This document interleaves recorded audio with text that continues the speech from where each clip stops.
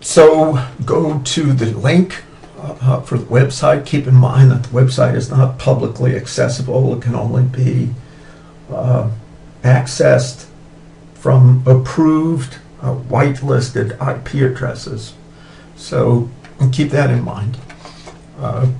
I copied the website from your company website just to keep things consistent, but don't expect things like online reservations or tech support and stuff like that to work. And the sign up button here to contact all of that, that's just off your website. Go ahead and log in.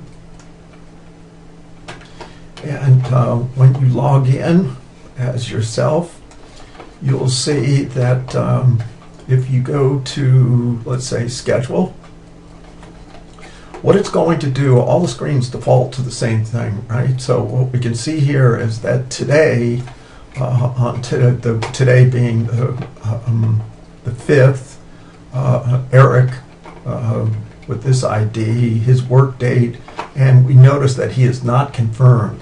What that means is the driver has not yet called in and has not accepted the job assignment, and that he doesn't know that this job exists. So the system is not proactively calling people and letting them know.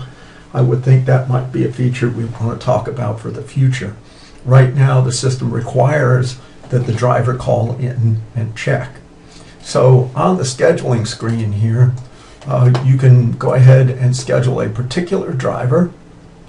Let's say we want to show Dan for the 6th.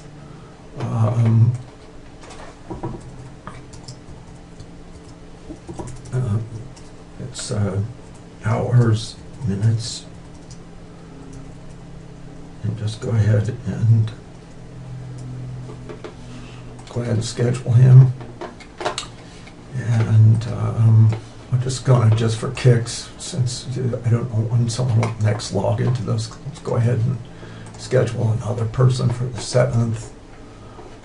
Again, this is a live database, but so at any rate, every screen you go to, it's going to show you, and keep in mind you might have to scroll because it's bigger than a single screen.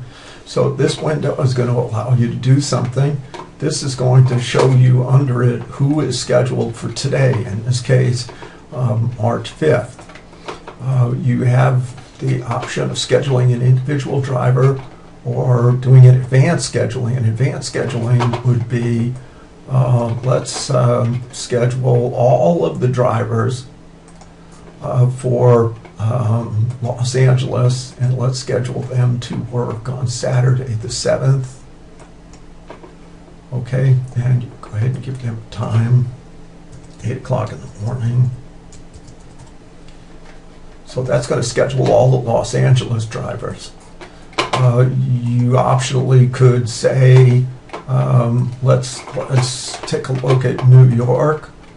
Just bring up the New York drivers, and then go ahead and schedule an individual driver, okay, for that location. So there are several different ways to get to the drivers.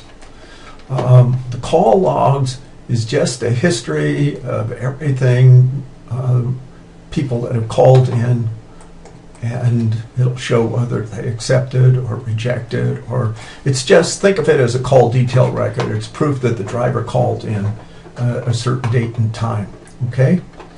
Then of course you have your list of drivers. You can go ahead and create a driver, first, last name, put the cell number and email in, even though they're not currently used. I suspect we'll want to use them in the future. Today we use the driver's ID and location. The location helps us route him to the correct dispatch if he's got a problem.